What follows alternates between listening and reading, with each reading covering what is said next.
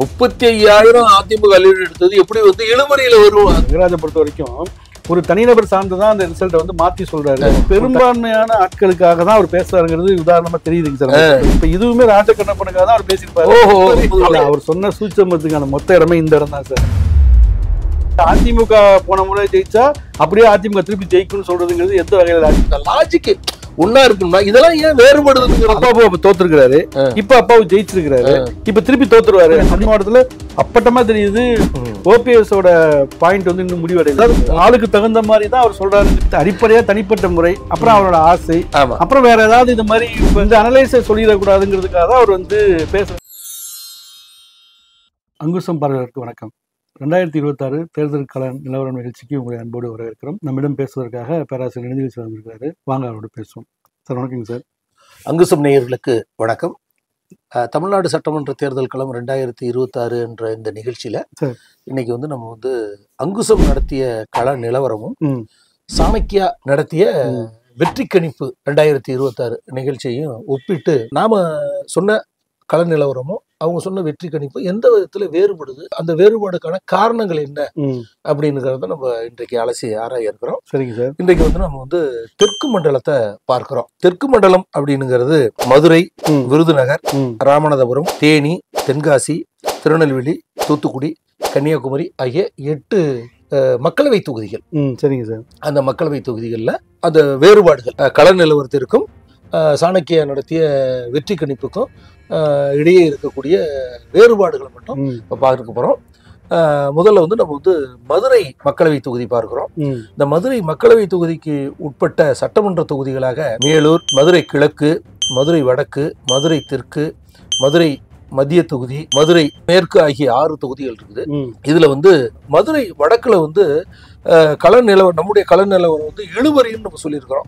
ஏன்னு சொன்னா சட்டமன்ற தேர்தலில் 2021 திமுக வந்து 22,916 வாக்குகள் வாங்கியிருக்குது. அதே மதுரை வடக்குல வந்து 2024 மக்களவை தேர்தலில் அதிமுக 944 வாக்கு லீடு எடுத்திருக்குது.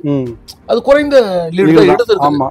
அதனால நம்ம வந்து 2000 குறைவா இருக்கிறதுனால அதை இழுபறியில வச்சிருக்கிறோம் நம்ம. சரிங்க சார். ஆனா சாணக்கியா என்ன பண்றாங்கன்னா அங்க வந்து திமுக வெற்றி பெறும் அப்படின்னு சொல்றாங்க.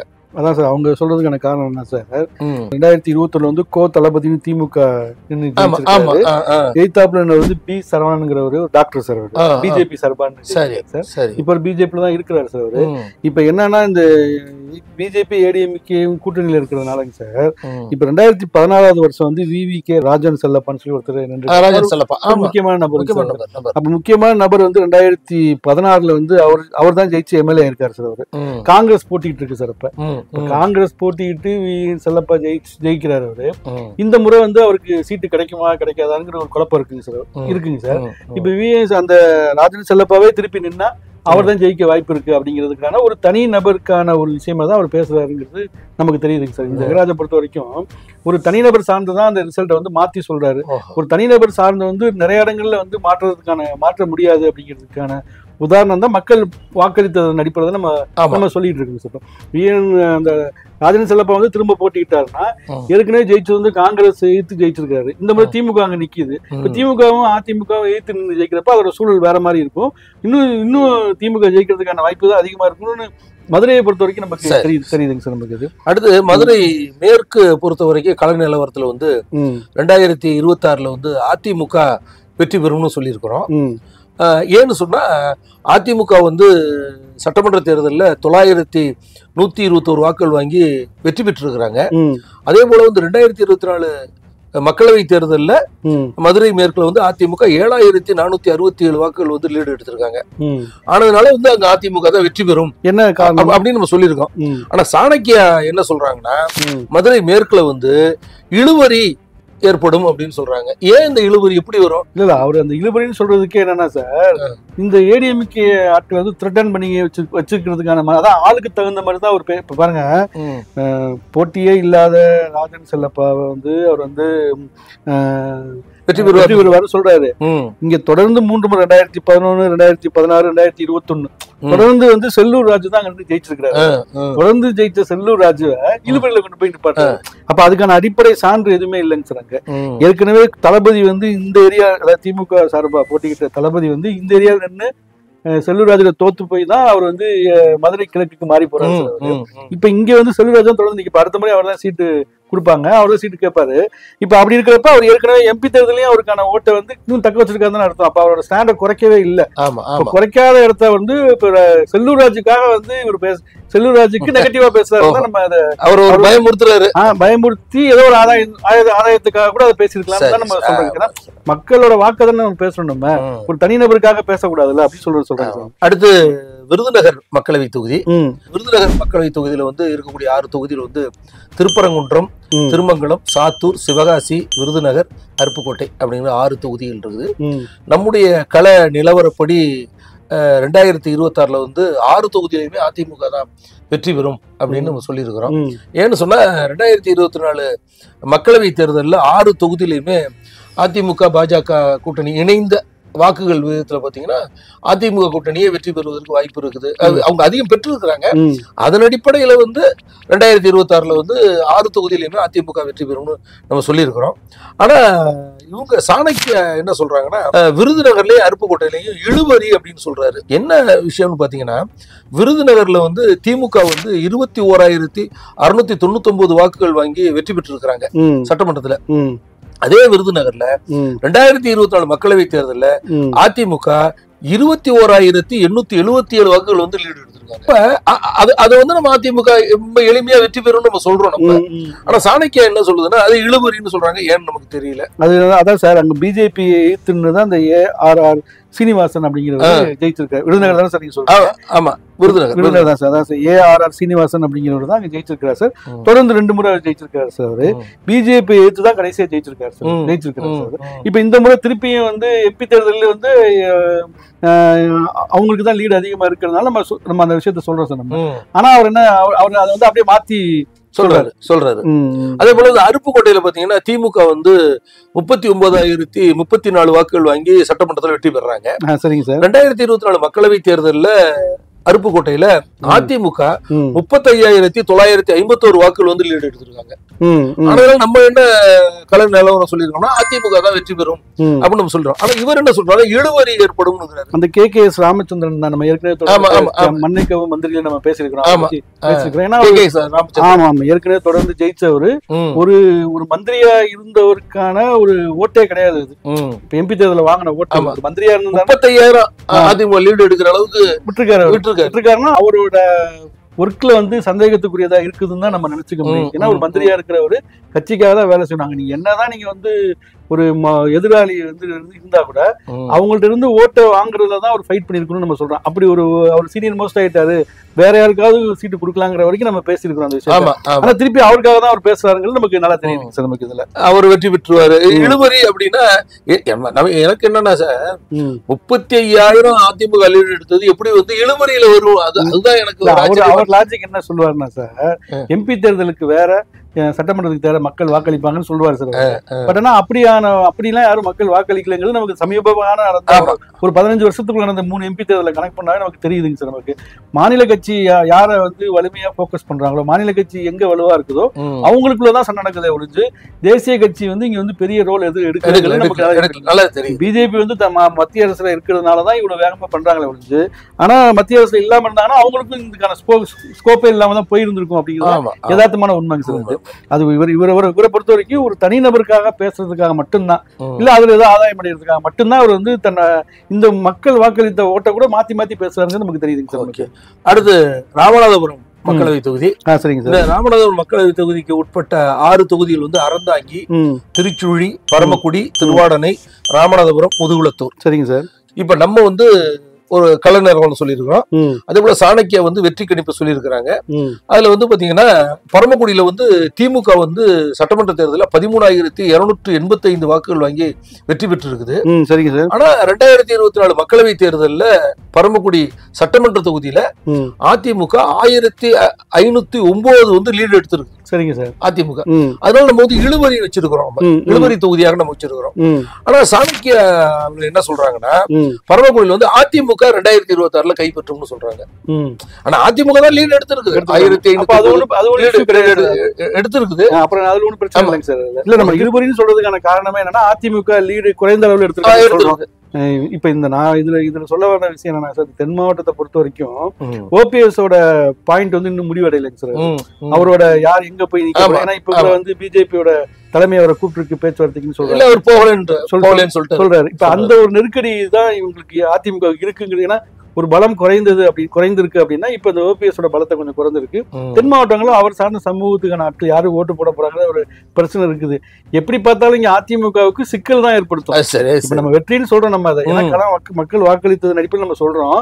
ஆனாலும் வந்து அது ஒரு சிக்கலை ஏற்படுத்துறதுக்கான சூழல் அங்க இருக்குங்கிறது நமக்கு தெரியுதுங்க சார். நமக்கு அதே போல முதுகுளத்தூர் தொகுதியில வந்து திமுக வந்து சட்டமன்ற தேர்தலில் 20,721 வாக்குகள் வாங்கி வெற்றி பெற்றிருக்கிறாங்க.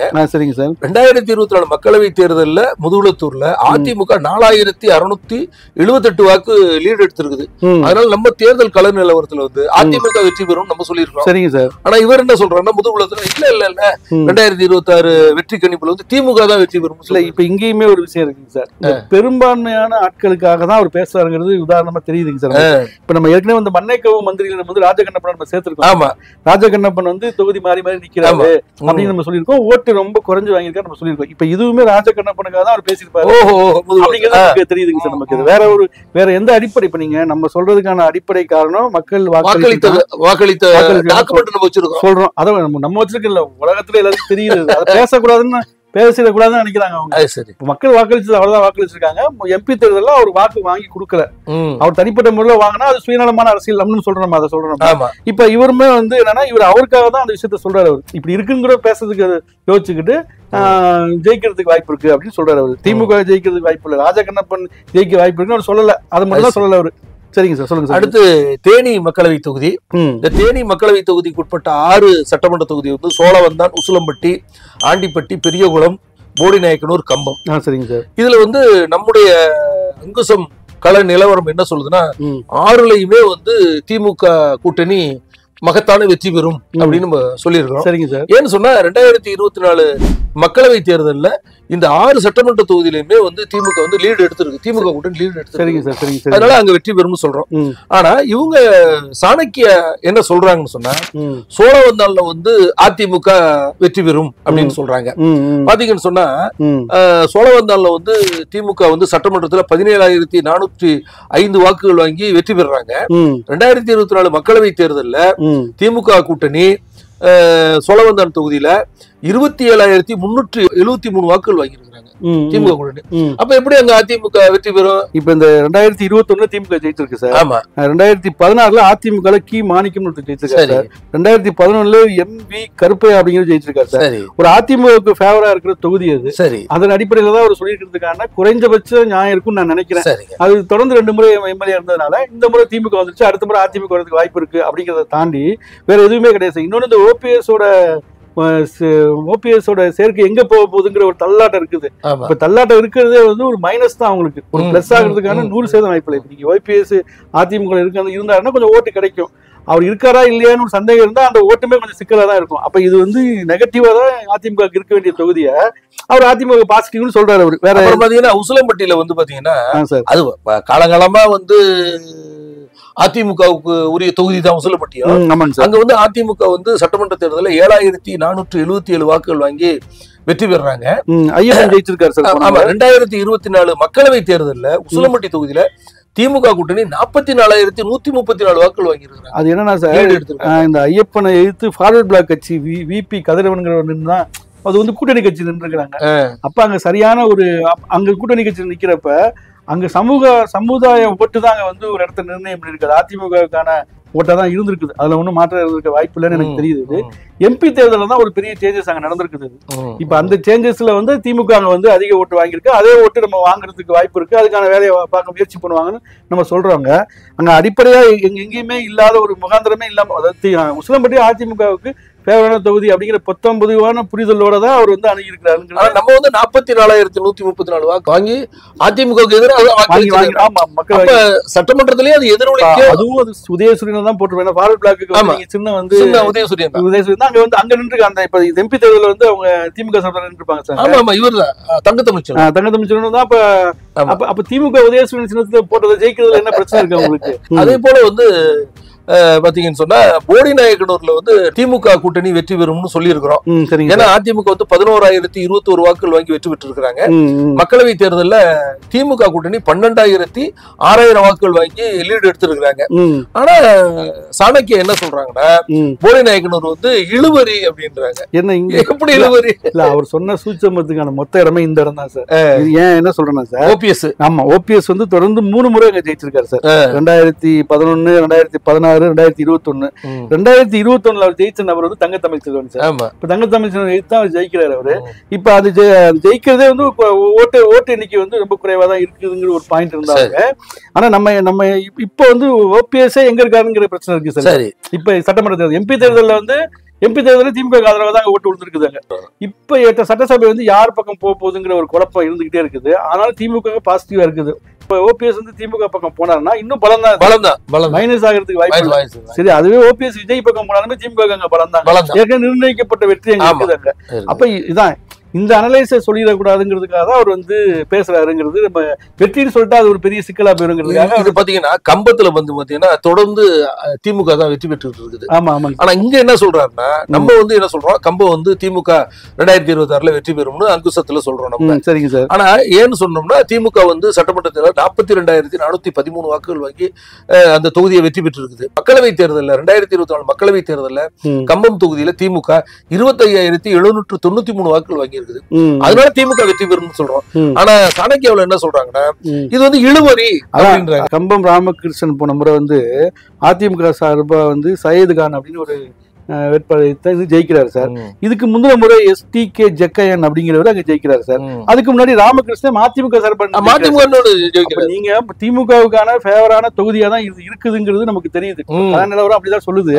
அப்படி இருக்கிற தொகுதியா இழுபறின்னு சொல்லிட்டோம்னா அது ஒரு மைனஸ்ல போய் நிக்க முடியாது. ஆமா, கணக்குக்கு கூட்டி எண்ணி பாக்குறப்ப வந்து இழுபறி தனியா போயிட்டா வெற்றி இல்லாம வெற்றி பெற்ற தொகுதியை வந்து குறைக்கிறதுக்கான வழிதான். இப்ப இங்க வந்து எப்படின்னா அது திமுகவுக்கு எதிராக யோசிக்கிற இடத்துல இருந்தா யோசிக்கிறான்னு தோணுதுங்க சார். ஆமா, இப்ப பாத்தீங்கன்னா ஒட்டுமொத்தமா தேனி மக்களவை தொகுதியில 6 தொகுதியில வந்து நம்ம வந்து 6மே திமுக கூட்டணி வெற்றி பெறுவதற்கு வாய்ப்பு இருக்குன்னு நம்ம சொல்றோம். இவங்க என்ன சொல்றாங்கன்னா 3 வந்து அதிமுக வெற்றி பெறும், 1 தொகுதியில வந்து திமுக வெற்றி பெறும், 2 தொகுதியில இழுபறின்னு சொல்லி 6ல 1 தான் கொடுக்குறாங்க. இப்படி பிளைண்டா இப்படி யோசிங்க சார்.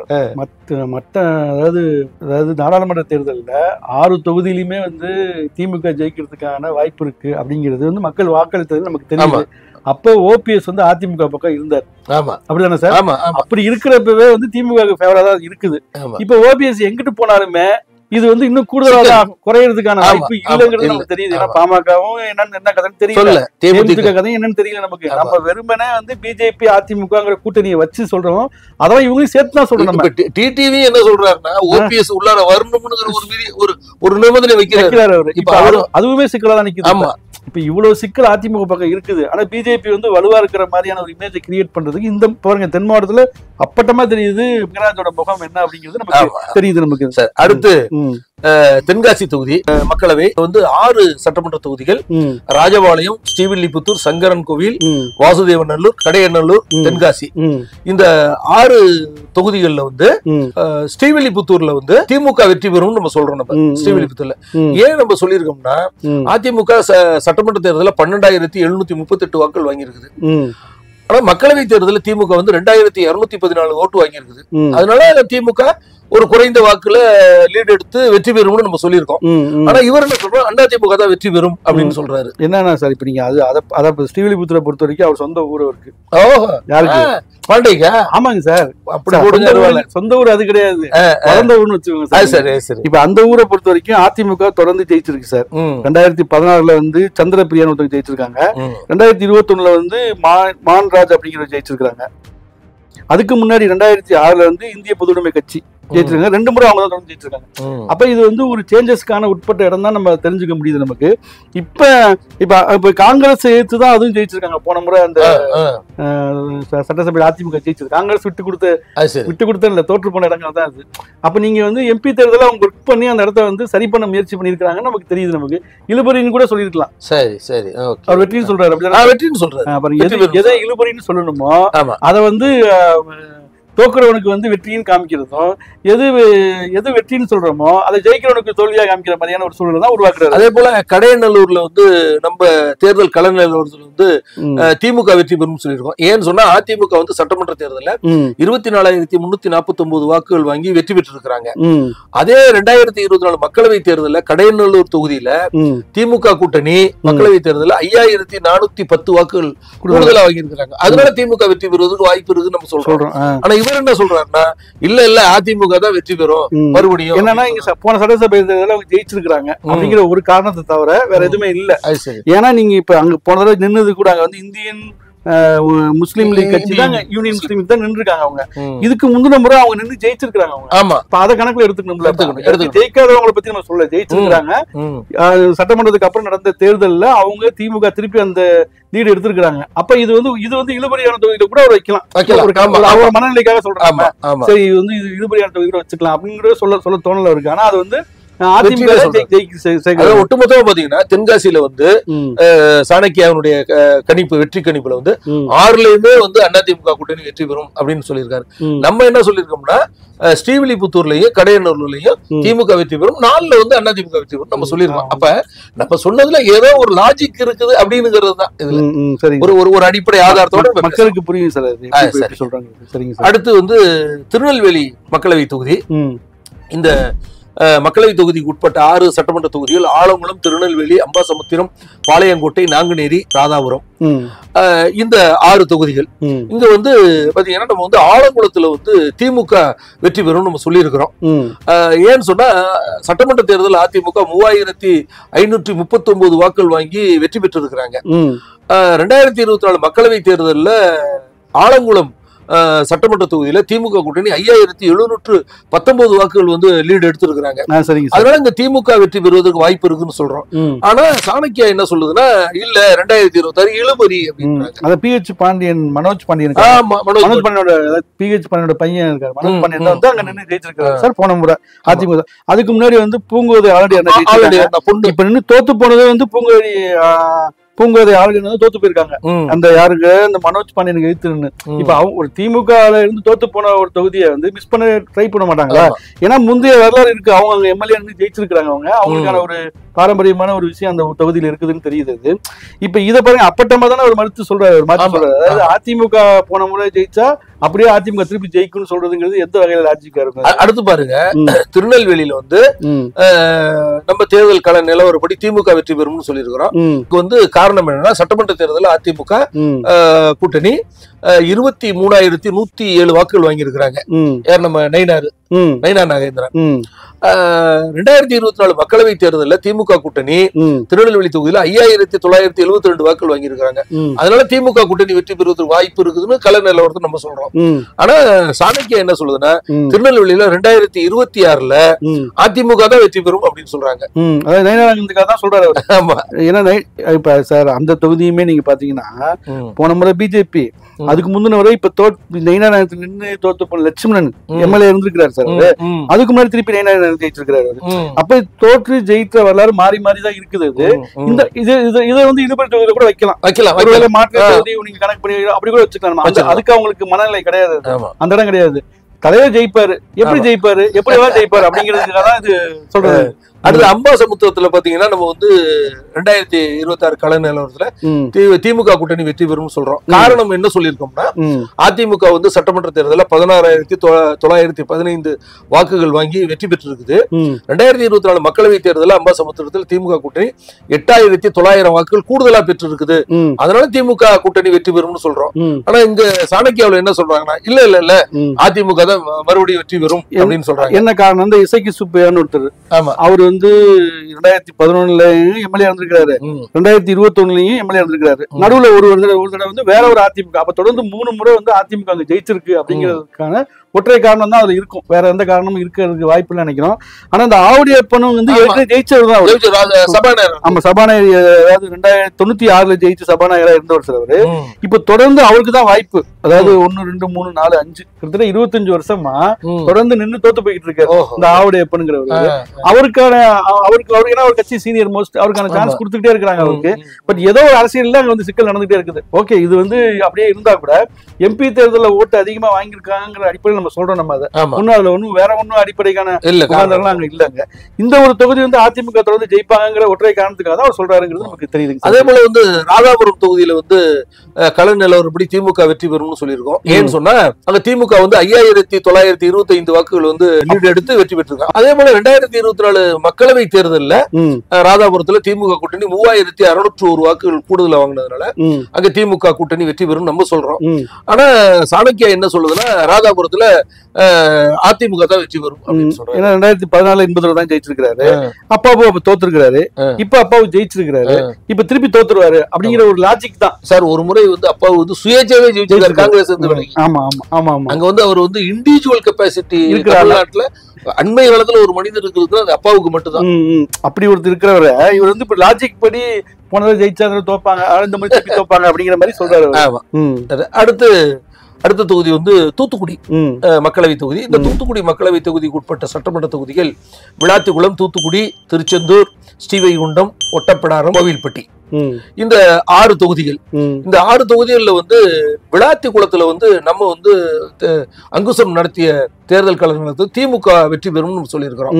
ஆனா ஏன் சொல்லியிருக்கோம்னு சொன்னா திமுக சட்டமன்றத்துல வந்து 38,549 வாக்குகள் வந்து கூடுதலாக பெற்று வெற்றி பெற்றிருக்கு. 2024 மக்களவை தேர்தலில் சட்டமன்ற தொகுதியில திமுக கூட்டணி 34,484 வாக்குகள் வாங்கியிருக்கு, கூடுதலா. அதனால நம்ம திமுக வெற்றி பெறும்னு ஒரு தேர்தல் கலைஞர் நம்ம சொல்லியிருக்கோம். சாணக்கியா என்ன சொல்றாங்கன்னா விளாத்திக்குளத்துல அதிமுக தான் வெற்றி பெறும்னு சொல்றாங்க. அது என்ன காரணம் நான் நினைக்கிறேன்னா 2001 2006 2011 2026 அதிமுக தான் தொடர்ந்து ஜெயிச்சிருக்கு. ஆட்கள் தான் மாறி மாறி வேற ஒரு ஆட்கள் இருக்கு. ஆனா அதிமுக ஒரு செல்வாக்கான தொகுதி அப்படிங்கிற அடிப்படையில இருந்து தான் சொல்றேன். சரி, தொடர்ந்து அதிமுக ஜெயிச்சுக்கிட்டே இருக்கிற ஒரு இடத்துல திடீர்னு திமுக ஜெயிக்குதுன்னா ஏதோ வேலை செஞ்சிருக்காங்கன்னு அர்த்தம். கிரண் இந்த மாதிரி ஜெயிச்சிருக்கணும்ல. அப்ப என்ன நினைக்கிறாங்கன்னா தொடர்ந்து ஜெயிச்ச ஒரு தொகுதியை தோத்துட்டதுனால அடுத்த முறை திருப்பி பிடிச்சிருவாங்க, அதுக்கான வேலையை செய்வாங்க அப்படின்னு நினைக்கிறாரு.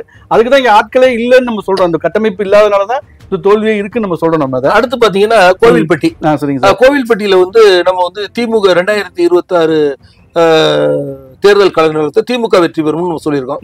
ஏன்னு சொன்னா சட்டமன்ற தேர்தலில் 2020 சட்டமன்ற தேர்தலில் அதிமுக 31,176 வாக்குகள் வந்து கூடுதலாக பெற்று அதிமுக வெற்றி பெறும். 2024 மக்களவை தேர்தலில் திமுக கூட்டணி 39,396 வாக்குகள் வந்து கூடுதலா பெற்று இருக்குது. அதனால திமுக வெற்றி பெறும் நம்ம சொல்லியிருக்கோம். ஏன்னு சொன்னா இப்ப பாத்தீங்கன்னா ஒரு கடம்பூர் ராஜி வெற்றி பெறும்போது இந்த 31,176 வெற்றி பெறும்போது அங்க டிடிவி தினகரன் ஒரு பெரும்பான்மை வாக்குகளை பெற்று பிரிச்சு. ஆமா, 56,153 ஓட்டு வாங்கியிருக்காரு. இவர் வந்து 68,556 ஓட்டு வாங்கியிருக்காரு. 3வது இடத்துக்கு தான் போயிருச்சு கூட்டணி. சரிங்க சார், சரிங்க சார். ஆனா மக்களவை தேர்தல்ல டிடிவி தினகரன் உள்ளுக்குள்ள இருக்கிறாரு, பாஜக கூட்டணியில இருந்துமே திமுக வந்து திமுக கூட்டணி 39,396 வாக்குகள் வாங்கி இருக்கிறதுனால நம்ம வந்து திமுக வெற்றி பெறும். டிடிவி ஓட்டு எல்லாமே இங்க போகலங்கிறது நல்லா தெரியுது, அப்பட்டமா தெரியுது. ஆமா, போட்டிருந்தாங்கன்னா அந்த ஒற்றுமை தெரிஞ்சிருக்கும்ல, வேற எங்கேயோ மாத்தி போட்டிருக்காங்க. அப்ப இவ்வளவு பெரிய சிக்கல் இருக்குங்கிறத தெரிஞ்சுக்கிட்டே தான் அவர் அதிமுக ஜெயிக்கும் சொல்றாரு. ஆமா, கோவில்பட்டில அதிமுக ஜெயிக்கும் அவர் சொல்றாரு. சரிங்க சார், சரிங்க சார். அடுத்து பாத்தீங்கன்னா கன்னியாகுமரி மக்களவை தொகுதி. இந்த கன்னியாகுமரி மக்களவை தொகுதிக்கு உட்பட்ட 6 சட்டமன்ற தொகுதிகள் கன்னியாகுமரி, நாகர்கோயில், குளச்சல், பத்மநாபபுரம், விளவங்கோடு, கிள்ளியூர். இதுல பாத்தீங்கன்னு சொன்னா நம்ம வந்து கள நிலவரப்படி 6 தொகுதிகள்ல 5 தொகுதிகள்ல வந்து திமுக கூட்டணி வெற்றி பெறும். ஒரு தொகுதியில வந்து இழுபறி இருக்கும் அப்படின்னு நம்ம சொல்றோம் நம்ம.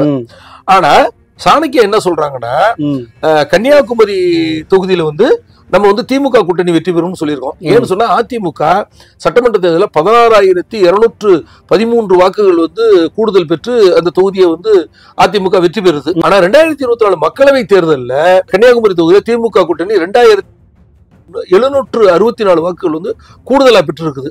அதனால திமுக கூட்டணி வெற்றி பெறும் சொல்றாங்க. ஆனா இவர் என்ன சொல்றாங்கன்னா அதிமுக வெற்றி பெறும் அப்படின்னு சொல்றாரு. தலவாய் சுந்தரத்துக்காக சொல்றாரு சார். வேற தலவாய் சுந்தரம் வந்து அங்க நின்று ஜெயிச்சிருக்கிறதுனால திருப்பி அவர் ஜெயிச்சிருவாரு, தனியா நின்னா ஜெயிச்சிருவாரு, திருப்பி கூட்டணி நின்னா ஜெயிச்சிருவோம் அப்படிங்கிற ஒரு மைண்ட் செட்ல இருந்தா அதை சொல்றாரு. வேற எந்த அடிப்படை. அதே போல நாகர்கோயில்ல வந்து நம்ம வந்து இழுபறின்னு வச்சிருக்கோம். நம்ம அந்த இழுபறின்னு வச்சிருக்கிறோம். காரணம் என்னன்னா சட்டமன்ற தேர்தலில் அதிமுக வந்து 11,669 வாக்குகள் வாங்கி இருக்கிறாங்க. 2024 மக்களவை தேர்தலில் நாகர்கோவில் தொகுதியில திமுக கூட்டணி 1,179 வாக்குகள் தான் வாங்கி இருக்கிறாங்க.